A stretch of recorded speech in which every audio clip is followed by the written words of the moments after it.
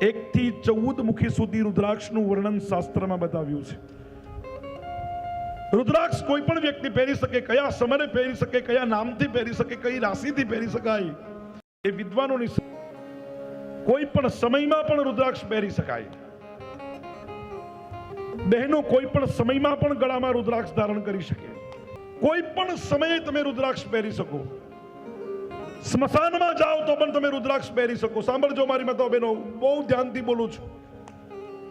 સ્મશાનમાં પણ રુદ્રાક્ષની માળાને કાઢવાની જરૂર હોતી નથી.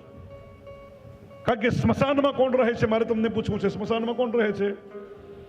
મને સંભળાતું નથી, મારું હાવ બંધ થઈ ગયું છે. બોલો, કોણ રહે છે સ્મશાનમાં? કોણ રહે છે? અને રુદ્રાક્ષ કોનો છે?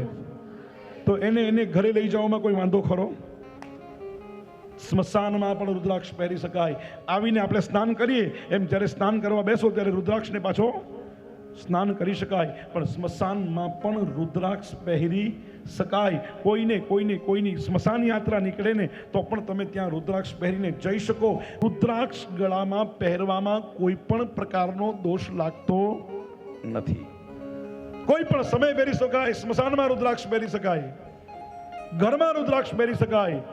ખાલી રુદ્રાક્ષનો એક જ વાત છે કે સંસારી આત્મા હોય એને સાંજે રુદ્રાક્ષ શરીરથી અલગ કરવાનો, સવારે સ્નાન કરી અને પૂજા કરીને પાછો રુદ્રાક્ષ ધારણ કરી શકાય. એ સિવાય કોઈ પણ સમયમાં રુદ્રાક્ષને ધારણ કરી શકાય છે. એકમુખી રુદ્રાક્ષ એ ભગવાન શિવનું રૂપ માનવામાં આવે છે. અને એકમુખી રુદ્રાક્ષ જેના ગળામાં હોય એને દુશ્મનોને દૂર કરવા માટે શ્રેષ્ઠ એકમુખી રુદ્રાક્ષ છે.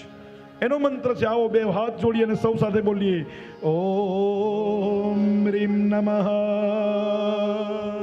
ઓમ રીમ નમઃ.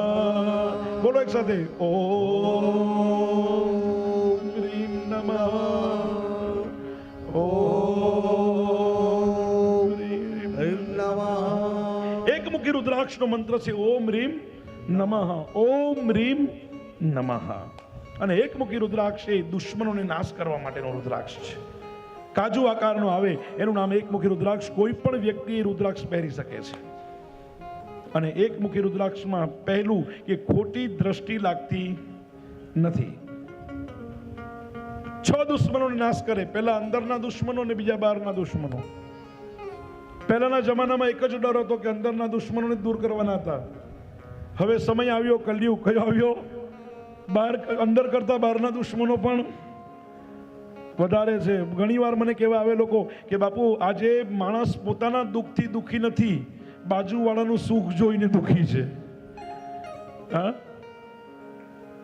અને કોઈ પણ દુઃખને દૂર કરવા માટે એકમુખી રુદ્રાક્ષ હોવો જરૂરી છે. અને કયા દુઃખને દૂર કરે? કામ, ક્રોધ, લોભ, મોહ, મત્સ જેવા 6 દુશ્મનોને રુદ્રાક્ષ દૂર કરે છે. અને એટલા માટે કહેવાયું કે એકમુખી રુદ્રાક્ષના વ્યાસજી બોલે કે શું શ્લોક ગાયો ભાર પ્રેમથી? વ્યાસ બોલે,